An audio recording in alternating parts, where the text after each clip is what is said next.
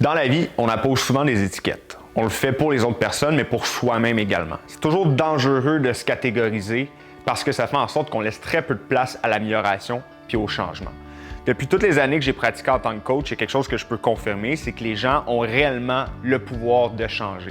Par contre, je ne peux plus compter sur le bout des doigts le nombre de fois que je me suis entretenu avec un client puis qu'on me dit des phrases du genre « j'ai jamais été sportif puis je pense pas que je le serai jamais, être en forme, c'est pas pour moi ». Donc moi, aujourd'hui, je veux te prouver que c'est possible de changer ton identité puis de t'améliorer, puis je te donne 5 trucs pour y arriver.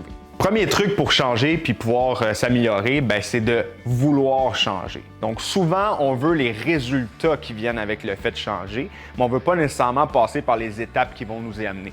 C'est une phrase qu'on répète un peu à outrance dans le monde du coaching, mais le plus important, c'est souvent le parcours qui va t'amener à tes résultats et non les résultats en tant que tels. Donc, pour changer, c'est important de vouloir changer et de vouloir appliquer les actions qui vont te permettre d'atteindre ce résultat-là. Deuxième truc pour pouvoir changer, c'est important que ton environnement reflète ton désir de changer. C'est-à-dire que si tu désires devenir une personne plus en forme, plus en santé, mais que le divan, le Netflix puis le sac de chips est toujours plus à la vue que ta paire d'espadrilles et tes poids libres, mais ça devient plus difficile pour toi de changer à ce moment-là car la tentation est toujours devant toi. Troisième truc pour arriver à changer, ne pas abandonner après un seul échec. Je dis bien, tout le monde qui a réussi à instaurer un grand changement massif dans sa vie ne l'a pas fait sans se planter au moins une fois. Donc, c'est important d'apprendre que les échecs font partie du processus, que ça ne sera jamais effectué à la perfection, mais la différence entre les gens qui réussissent le voyage qu'ils ont entrepris pour atteindre leurs résultats, c'est ceux qui abandonnent au premier échec versus ceux qui vont continuer de travailler malgré tout.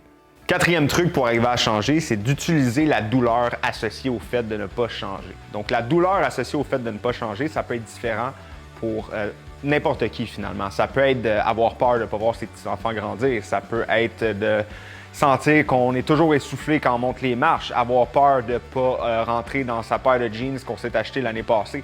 Peu importe c'est quoi, on veut utiliser ces éléments-là pour augmenter le niveau de motivation.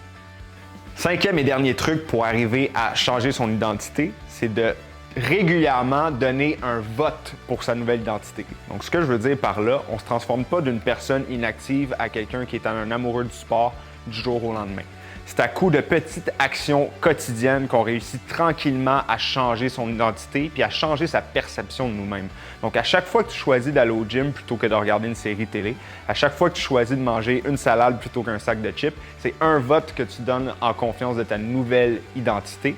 Puis à force de donner toujours plus de votes pour ta nouvelle identité, tu vas ultimement réussir à changer. Donc pour conclure, n'en tient qu'à toi de prendre les gestes et les actions pour te transformer en une nouvelle personne, t'améliorer ou changer ton identité. Puis évidemment, chez Everwell, on est là pour t'aider à y arriver.